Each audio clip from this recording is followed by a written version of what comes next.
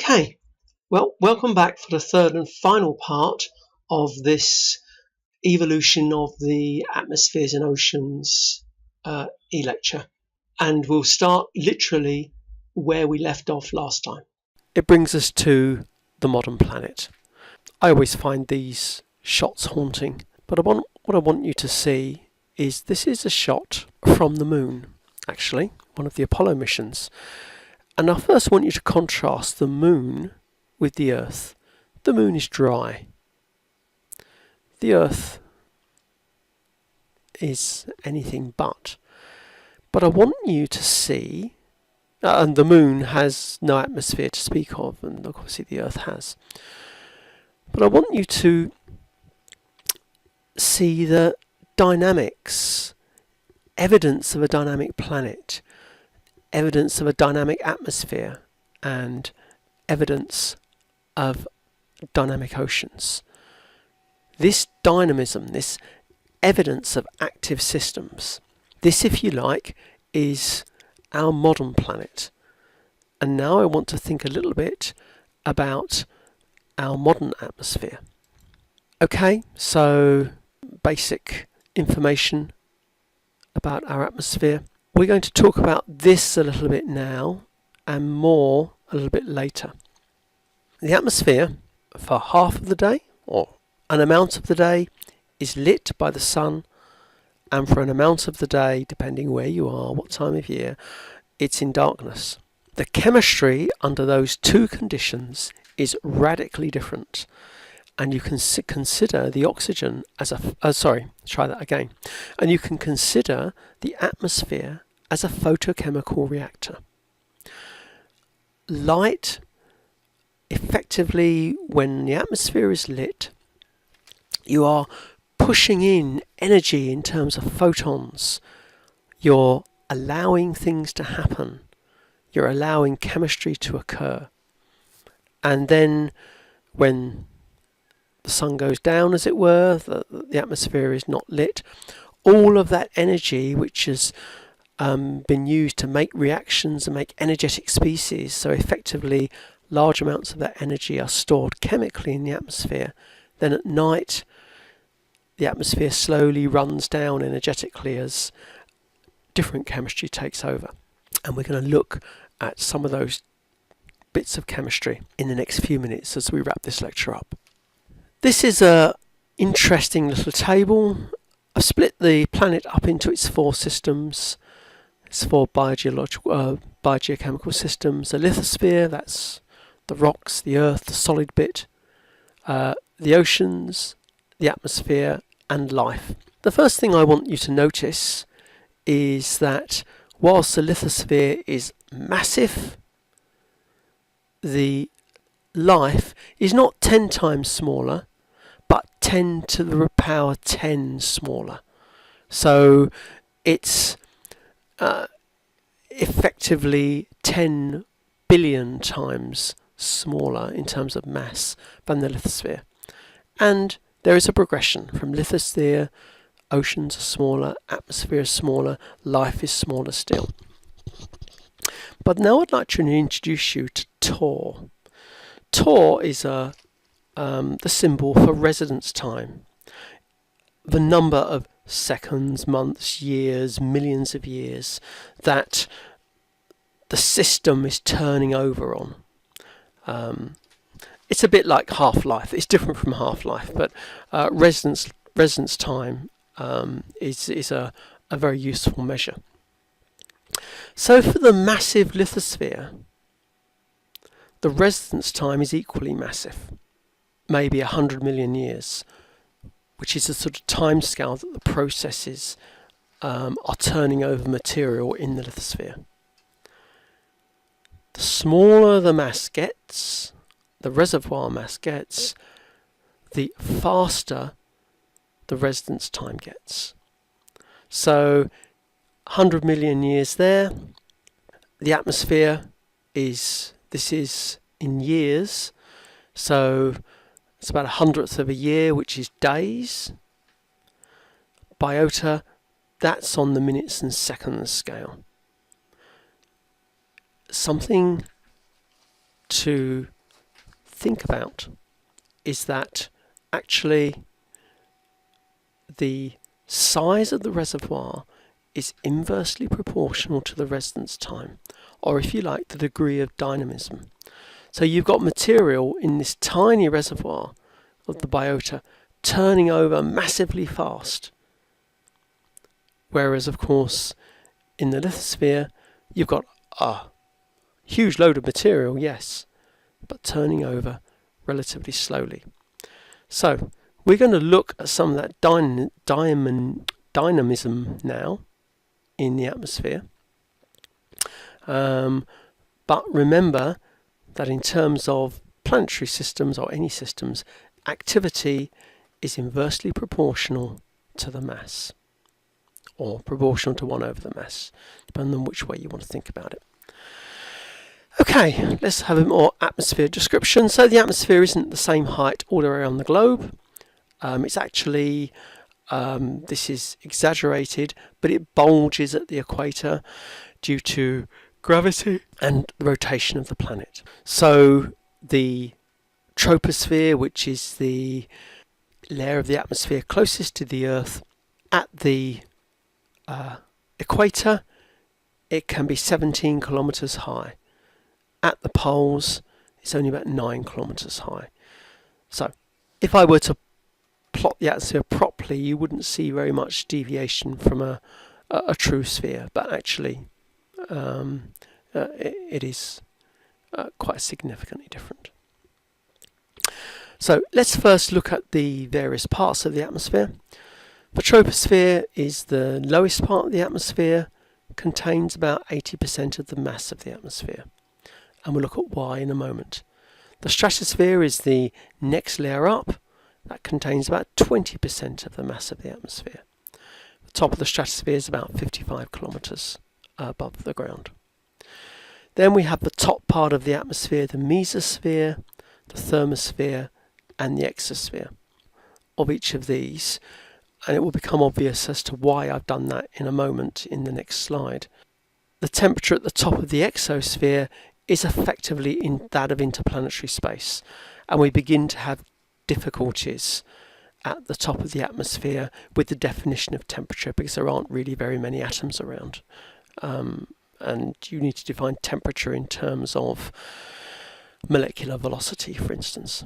But if there are very few atoms or molecules up there, it gets difficult to define temperature. Right, good. Okay, so what I'd now like to do is to look at these layers in a slightly different way. The first thing, though, is the fact that we have layers, and this might describe it a little bit better for you, implies that you don't have very much vertical mixing. So we'll start with, this is a plot of altitude and temperature. And so this is 100,000 meters, which is 100 kilometers up. And this is the temperature. We'll start with pressure, which is the blue line. And in the extra slides, there's another diagram here which you may find more useful, I'm not sure. So pressure is quite easy to describe because a gas is a compressible fluid. The ocean is a fluid too, but it's a non-compressible fluid.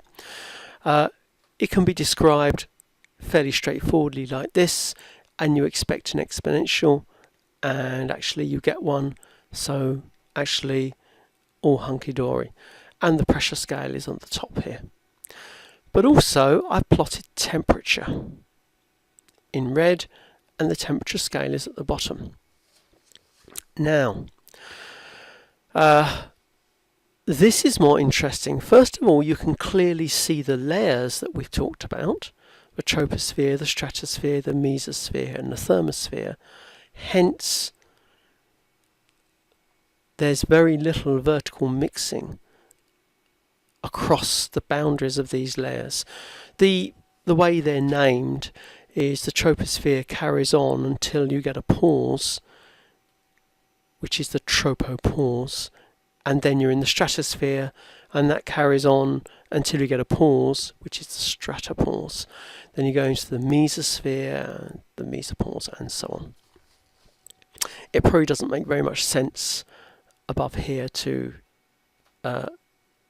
keep plotting and defining temperature, simply because of that issue with the definition of temperature when you have so few atoms.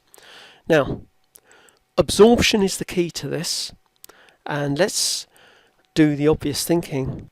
Heat is conducted from places of high temperature to low temperature. So if we take the troposphere to start with, the temperature is highest at the surface and decreases as you go up in the troposphere. What does this tell you about where the troposphere is heated from? Clearly, it's heated from wherever the highest temperature is, which in this case is the bottom. So it is the planet Earth, it is the Earth itself, which heats the troposphere. Okay, then we come into the stratosphere, and these pauses are defined by a stabilisation, no change in temperature basically through the pause. And we rise through the stratosphere, and as we go up, so the temperature increases. So, where is the stratosphere heated from? The answer is from above. Actually, from the sun. Because in all of these situations, it's absorption of radiation. So, if we look at the structure of the stratosphere, in the lower part of the stratosphere there is what's called the ozone layer, the thing that absorbs some of the more dangerous UV radiation. And it's absorption here which effectively heats the stratosphere. So here it gets hotter, and within the stratosphere you have mixing, which is fine. In the troposphere you have mixing, vertical mixing, but you don't have vertical mixing across the boundaries. The mesosphere, well, that's actually heated from below again, because it's hottest at the bottom. It's being heated from the bottom, from the stratosphere. And finally, the thermosphere is being heated from the sun. The key to this structure is absorption of photons. At the top of the atmosphere, you have got really nasty radiation. It's going to fry you in a moment. UV is the most, you've got obviously visible and radio waves, but you've got lots of UV, hard UV, to X-rays, down to hard X-rays, which are called gamma rays, things which are incompatible with even molecular bonds in some cases. So the thermosphere, which is where you have molecules being broken up, absorb the really hard gamma rays. The mesosphere absorbs a lot of the X-rays, and we'll look at the processes in a moment. The stratosphere absorbs the UV. Gradually you're getting closer and closer to visible. And when you get down here, you get some visible absorption, but effectively you're getting now the infrared absorption down here in the troposphere. And again, we'll look at that in a moment. So the sun's spectrum is effectively filtered as it comes down from the top of the atmosphere into planetary space down to the planet. So the next slide is summarising that, but also showing you a bit about some of those processes. Everything is about absorption. So in the mesosphere, at the top of the atmosphere, the radiation is so energetic, the gamma rays, is that the oxygen molecule itself can't survive. It's broken up by absorption, and actually we get oxygen atoms up there.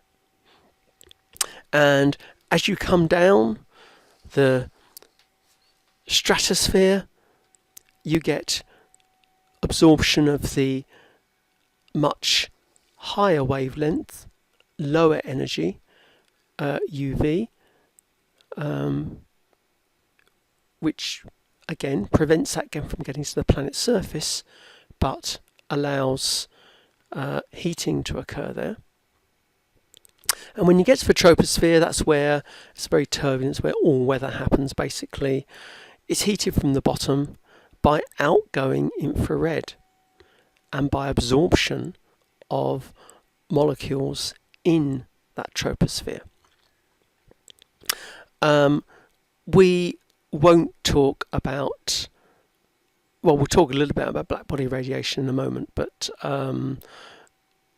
this for us is a good enough sketch of what goes on.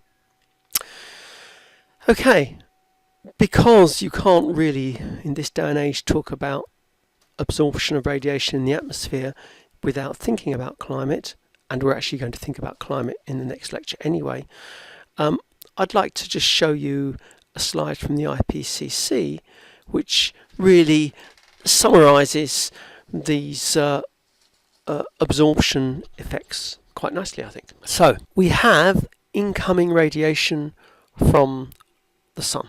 A lot of that's absorbed by the atmosphere. A lot of it's reflected by clouds, aerosol and such like, so it doesn't actually get to the planet at all, but it's reflected away. This contributes to something called the albedo, which we'll talk about in the next lecture. Absorbed in the atmosphere there. Some of it gets reflected actually by the surface. For instance, snow and ice, land and sea, they all have reflectivities. So again, becomes outgoing radiation. And some of it is absorbed by the surface and therefore warms the surface. Okay. What about radiation which is emitted from the planet? Remember that any body in space, and the Earth is such a body, if it's going to stay at the same temperature or the same sort of temperature, then the flux of incoming energy must equal the flux of outgoing energy. If it doesn't, if more energy comes in than leaves, then actually that body will heat until it reaches an appropriate equilibrium temperature. Now, that's all described by blackbody radiation theory, which I'm not going to talk about much at the moment because I'm pretty certain that Abel will have spoken about it. That also, for instance, applies to material. So if the amount of, for instance, carbon dioxide being produced is the same as the amount being taken up, for instance, by plants or by the oceans, then the concentration of carbon dioxide would stay broadly the same. But CO2 isn't staying broadly the same, it's increasing. That tells us that more is being produced than is being consumed. Anyway, back to this slide. So we've got the incoming radiation on the left-hand side. Now let's look at the outgoing radiation on the right-hand side. So the incoming radiation is at relatively low wavelength, high frequency, visible light, UV, gamma, X-rays. The outgoing radiation is longer wavelength, lower energy, so it's infrared. So of the amount being emitted, some of it goes through what's called the atmospheric window, where it's not absorbed and goes straight out. The vast majority, on the other hand, gets absorbed, reflected by clouds, and some of that gets reflected back again to be reabsorbed, and so the cycle goes round and round. Some of it's emitted by clouds, and some of it's emitted by the atmosphere. So incoming solar radiation, outgoing solar radiation. A very, very nice summary. And of course, the more of this outgoing radiation that we trap in the atmosphere, in this case greenhouse gases, then the more unbalanced this becomes, and So 235 plus 107 is 342. So this diagram is shown completely in balance. Incoming equals outgoing. But the more that is trapped here, the higher the equilibrium temperature of the planet has to rise, which in a nutshell is the greenhouse effect, an essential part of our planet, our regulatory system, but at the moment a cause of some concern because of the way that we are interfering with that balance. A bit more detail then. We're going to look at the troposphere. You're not particularly atmospheric chemists, very sad, but let's look at the main types of processes that occur in the troposphere, and particularly we're going to look at the way that carbon is oxidized in the atmosphere for reasons which are probably obvious to you. So the atmosphere is like a photochemical reactor, and what happens in this photochemical reactor is that basically ozone is a natural component of the troposphere. When solar radiation, somewhere close to 300 nanometer wavelength, interacts with an ozone molecule, the ozone can absorb that molecule, the molecule breaks up, but you get an oxygen atom formed, a reactive oxygen atom. That reactive oxygen atom, so it's unsatisfied valence, so it's going to be very reactive, can react with a water molecule, and there's lots of water in the atmosphere, and that will give you the hydroxyl radical.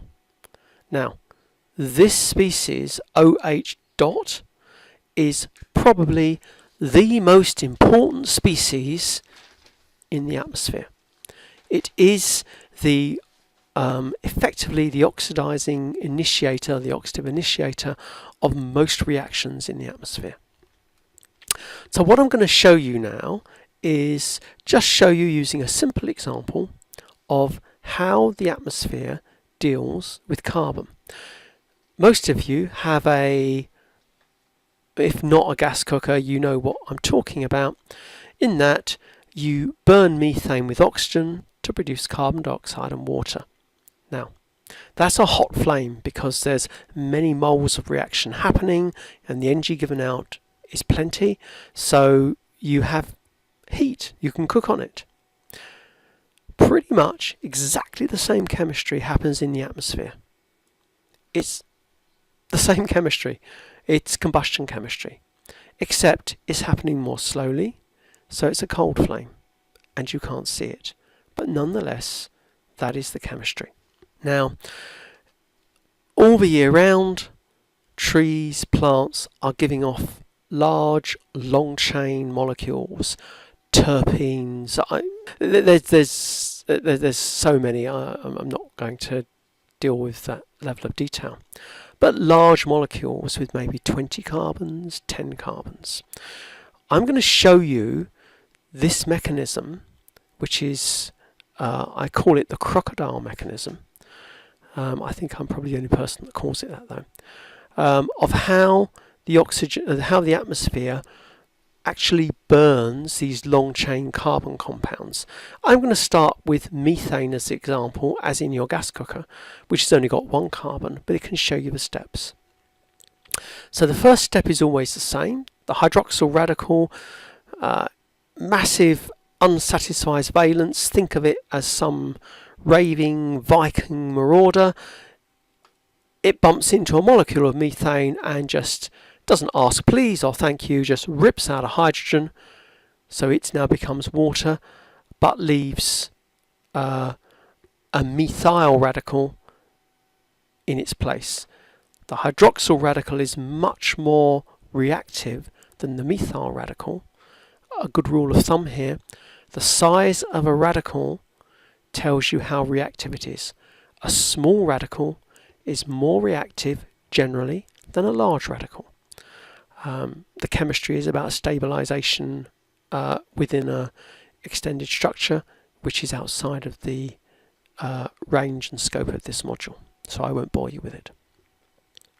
So we have suddenly a a methyl radical. The methane has had one of its hydrogens stripped away. This is clearly reactive, not as reactive as hydroxyl radical, but it bumps into an oxygen molecule. Remember, 20% of the atmosphere is oxygen, so it's pretty easy to bump into an oxygen molecule, and forms this methyl O2 species. NO, nitric oxide, a natural member of the atmosphere, then takes one of those oxygens from there to form NO2, nitrogen dioxide. There is something called the photostationary state that involves ozone, oxygen, and nitric oxide, nitrogen dioxide. So there's always a reasonable supply. So the NO takes one of the oxygens to form NO2, and what's left, CH3O, formaldehyde to U and I. Eventually then the cycle goes round again, and there's another hydrogen there, and eventually you end up through formaldehyde, through carbon monoxide to carbon dioxide. So that's it. That's the mechanism. Now, if you look at a larger molecule, effectively what happens is that your long carbon chain molecule, this mechanism chomps off one carbon at a time, and eventually that will be oxidized to carbon dioxide, and then the next carbon is chomped, and so on and so forth. So the biota and the geosphere produce reduced compounds, organic compounds. The atmosphere chomps those up at one carbon at a time and oxidizes the resulting carbons. So the atmosphere takes reduced compounds in and produces oxidized compounds out the other end. And that works for carbon, sulfur and nitrogen compounds. So remember, the crocodile mechanism is a good general mechanism, and actually it describes fairly well what happens. It doesn't describe all of the subtleties, but this lecture isn't about all of the subtleties. So effectively, the chemistry of the modern atmosphere, I'm thinking of the troposphere because that's where 80% of the atmosphere is, and where we are, is largely oxidation via that mechanism, and of course that's what we've seen. Now, I'd like to close the lecture just with an example of that. This is a NASA map, and it shows the diurnal amplitude of methane. What do I mean by that? Well, at night time, this photochemical chomping mechanism doesn't happen because it's dark, and hydroxyl radical is formed by sunlight, as we saw. So what you'd expect is at night time, when it's dark, you'd expect the concentrations of hydrocarbons, and I'm just using methane as an example, to increase. And then the sun comes up and the chomping starts, and you'd expect then the concentration of methane to fall. But diurnal amplitude is the difference between the daytime and the nighttime concentration. Now, both the land and the sea and the oceans produce organic compounds. I'd like you to look at places which are methane sources. I know they're methane sources because the diurnal variation is very high. So you have very high concentrations at night, maybe up to 300 ppb, and by the time the end of the day's arrived, they've gone down to almost zero. So the red here is a 200 or 300 ppb diurnal variation. Over the oceans, where you get much less methane production, you do get some, but much less, the concentration overnight builds up to just a few ppb, which is then destroyed during the daytime. But this shows you how dynamic the atmosphere is. You can see it in the clouds, yes, but to actually see it like this is different. The massive diurnal variation over the sources and the much smaller diurnal variation over the much smaller sources. Probably is more eloquent than any words I've got. Remember crocodiles, remember photochemical reactors. Okay, that just about brings us to the end of the lecture. The origins of the atmosphere and oceans and the chemistries of those atmospheres and oceans. Anyway, okay, have a good afternoon, evening, day, whatever, and I'll see you on Tuesday. Goodbye.